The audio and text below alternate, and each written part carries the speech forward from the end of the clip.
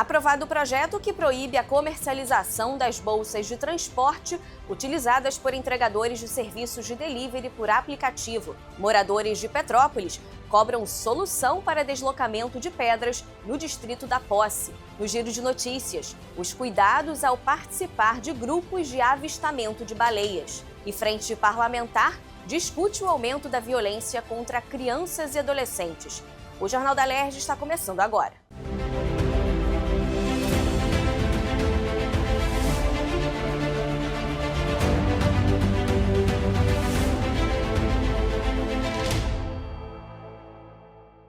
Boa noite. A Comissão de Assuntos Municipais da Alerj realizou audiência pública nesta terça-feira para discutir soluções que atendam os moradores do Ingá, no distrito da Posse, em Petrópolis.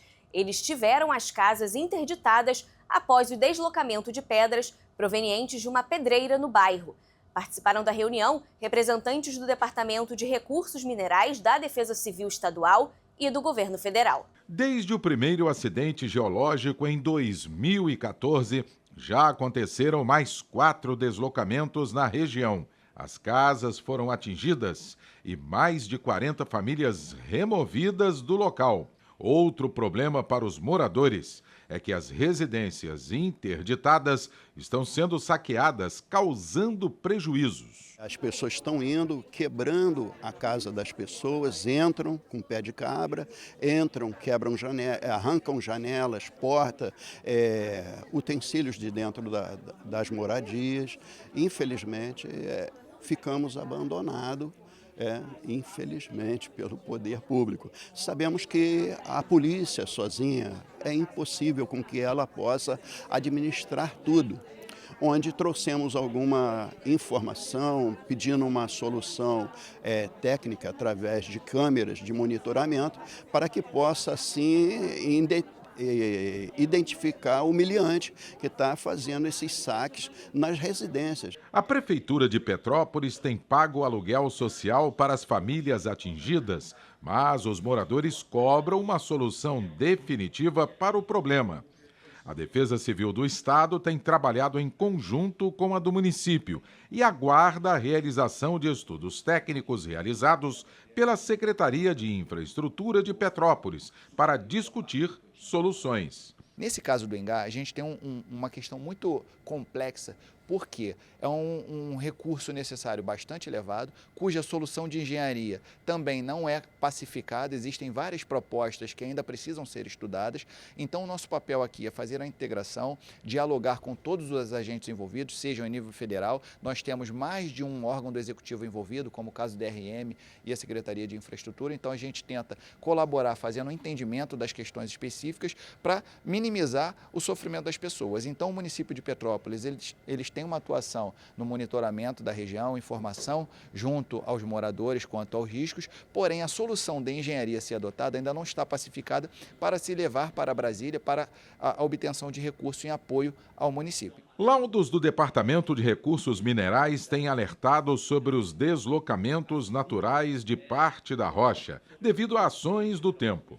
Na reunião, ficou acertado que a comissão vai entrar em contato com o comandante do 26º Batalhão da PM em Petrópolis para viabilizar patrulhamento na área e inibir os roubos que têm acontecido nas casas interditadas. Os parlamentares também vão acionar o Ministério Público para cobrar agilidade na realização do estudo técnico pela Prefeitura. O que precisa ser feito agora é um estudo de viabilidade para ver se os moradores, no seu conjunto total ou em parte, vão conseguir voltar às suas casas que estão interditadas depois de algum tipo de intervenção, ou se será necessário buscar uma outra solução, como as compensações, já que algumas casas podem continuar no risco mesmo com intervenções. Então é necessário que esse estudo de viabilidade para poder ver se realmente tem alguma obra, se o valor dessa obra é viável, para que essas famílias saiam dessa incerteza dos desplacamentos de pedras. As casas são interditadas, as pessoas saem, onde tem aluguel social elas vão para o aluguel social, e essas casas ficam sem o suporte necessário da segurança pública.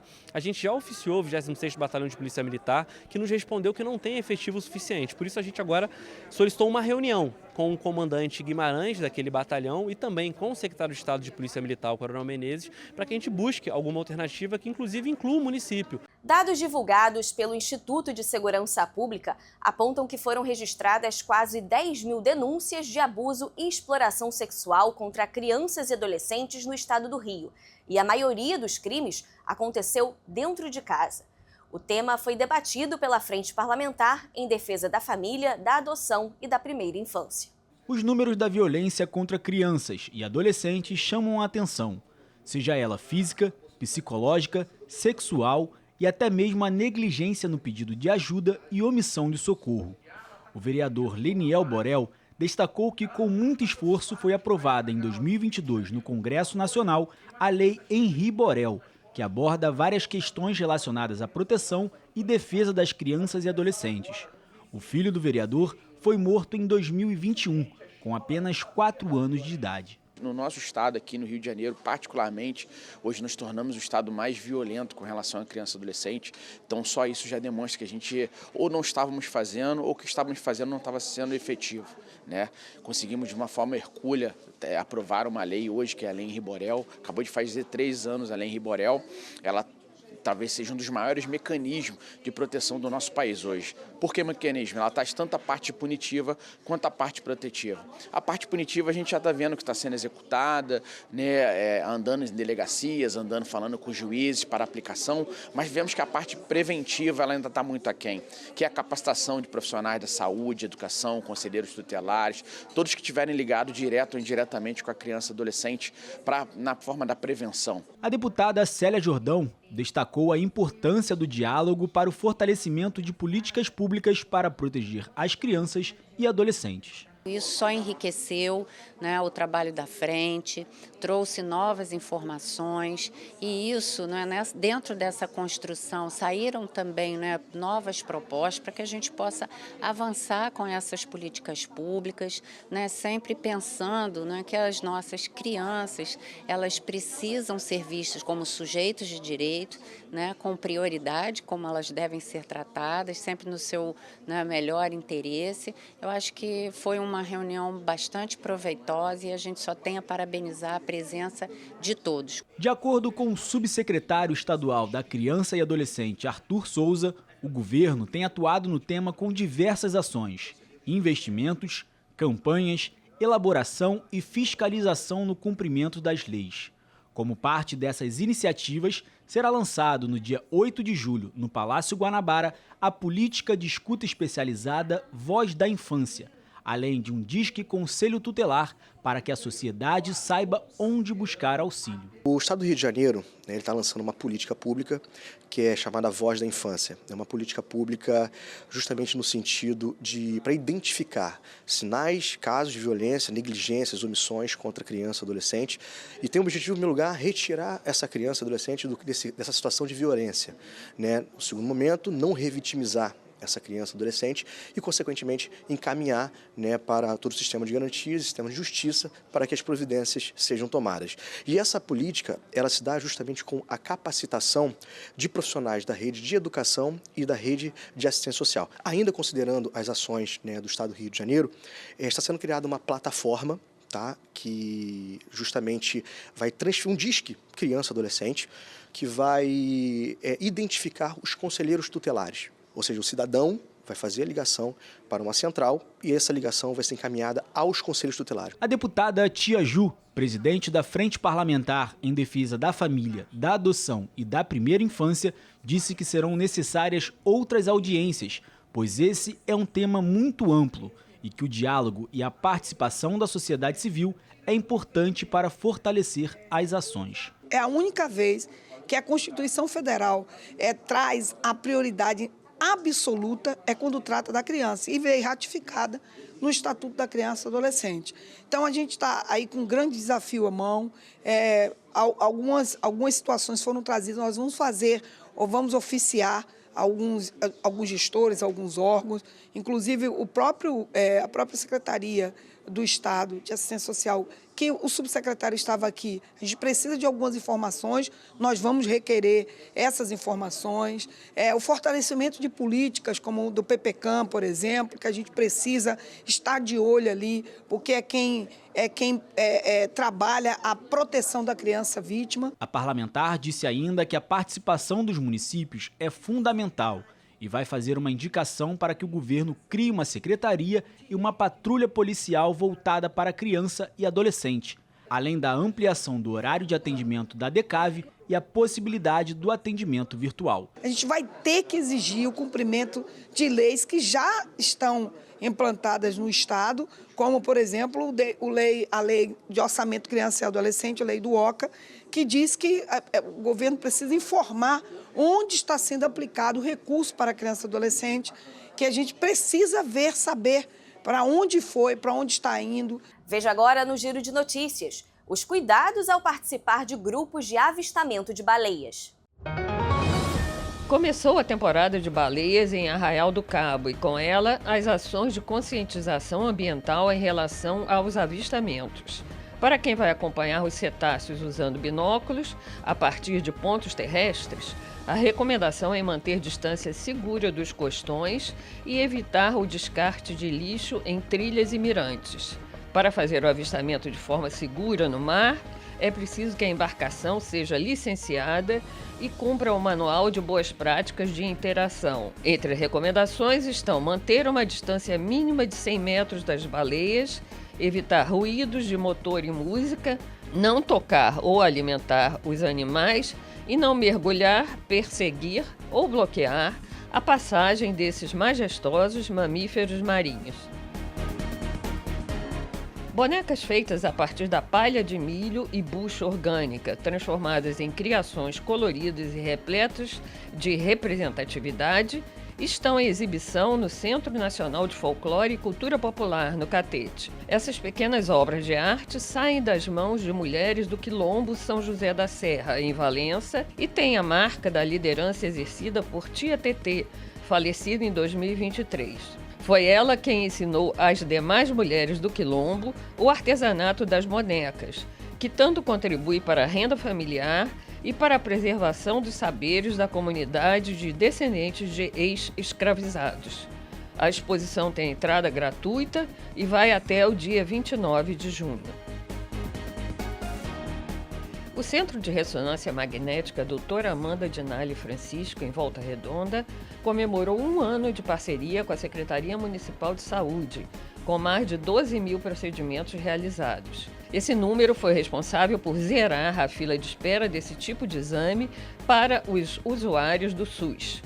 Dos procedimentos realizados na clínica da Vila Santa Cecília, a ressonância de coluna lombo-sacra é a que teve maior procura, com 3.106 exames. Na sessão desta terça-feira, foi aprovado o projeto que proíbe a comercialização das bolsas de transporte utilizadas por entregadores de serviços de delivery por aplicativo. Acompanhe as informações do plenário com a repórter Fernanda Nogueira. Os deputados aprovaram o projeto que permite o pagamento de fiança nas delegacias de polícia do Estado por Pix ou transferência bancária. A proposta do deputado delegado Carlos Augusto também determina que o comprovante do pagamento deve ser anexado aos autos do inquérito policial e no livro de fianças. O texto segue agora para análise do governador. E a lei que estabelece sanções administrativas para quem comete crimes contra o meio ambiente pode ser alterada para incluir como crime ambiental a degradação e morte de corais no estado do Rio, assim como a extração e coleta de corais sem a permissão de órgão ambiental competente. O projeto do deputado Carlos Mink recebeu uma emenda e volta às comissões. Muita gente não se dá conta o que são os corais e para que eles servem. Então fica aqui esse alerta. Nós, no fundo, estamos acrescentando a lei estadual de infrações administrativas ambientais. Eu sou coautor lá atrás com André Correia. Este ponto que não havia uma punição específica para quem degradasse as estruturas de coral. Pode ser criado no estado um programa de capacitação para profissionais da assistência básica de saúde e da assistência social para atendimento às vítimas de racismo. O objetivo da proposta da deputada Verônica Lima é garantir o acompanhamento psicossocial a essas pessoas, além da reeducação dos agressores. Os locais de atendimento do programa devem ser divulgados nas unidades de saúde e assistência social do estado e nos meios de comunicação. O projeto foi aprovado e segue para análise do governador. Foi votado o projeto do deputado Alexandre Knoploch, que proíbe a comercialização das bolsas de transporte utilizadas por entregadores de serviços de aplicativo. De acordo com o texto, as bolsas devem ser fornecidas pelas plataformas, com numeração e identificação de cada entregador. O projeto aprovado segue agora para sanção ou veto do governador. O estado do Rio pode ter uma campanha de conscientização sobre a vacinação contra a gripe canina, com uma divulgação dos sintomas, formas de transmissão, tratamento e prevenção da doença. O autor da proposta, deputado Daniel Librelon, lembra que a vacina não é obrigatória, mas é importante para a saúde dos cães, já que ela minimiza os sintomas. O projeto aprovado retorna a pauta para a segunda discussão. Com essa campanha, com essa conscientização, a gente consegue trazer, dentro da bandeira que nós defendemos, que é a defesa do animal, para que possamos mostrar que essa vacina é importante, como a V8, como a V10, que protege, que traz uma certa saúde, um bem-estar para o animal. E quando nós, seres humanos, pegamos um resfriado, temos um medicamento, temos uma vacina, temos a quem recorrer, mas e os animais? Então, é necessário sim ter uma campanha como essa para conscientizar não só os seus tutores, mas toda a população. Proposta do deputado Fred Pacheco estabelece diretrizes, estratégias e ações para a implantação do programa de atenção e orientação a mães e pais atípicos.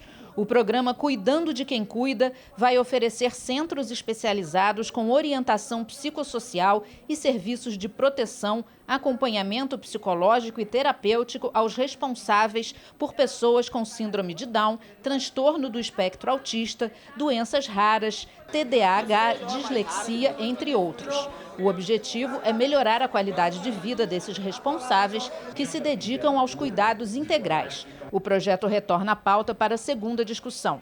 Esse projeto de lei ele tem esse intuito de ter uma visão também por aqueles que estão cuidando das pessoas atípicas e com doenças raras. Então, com acesso, principalmente cuidado psicológico, ter acesso a programas que estejam voltados para essa população, para, como eu disse, devolver dignidade e dar cada vez mais tranquilidade para que essas pessoas consigam ter na sua rotina uma rotina um pouco mais não facilitada, mas com um suporte adequado para que, de fato, essa qualidade de vida seja cada vez mais garantida. O projeto do deputado Carlos Macedo garante aos candidatos de concursos públicos o direito de usar sensor de glicemia ou exame de mapa para monitoramento de pressão arterial durante a aplicação das provas. A proposta aprovada retorna à pauta para a segunda discussão. O Jornal da Alerj fica por aqui. Você pode acompanhar a programação pelo nosso YouTube e também pelas nossas redes sociais. Uma boa noite para você. Até a próxima. TV Alerj, o canal do povo.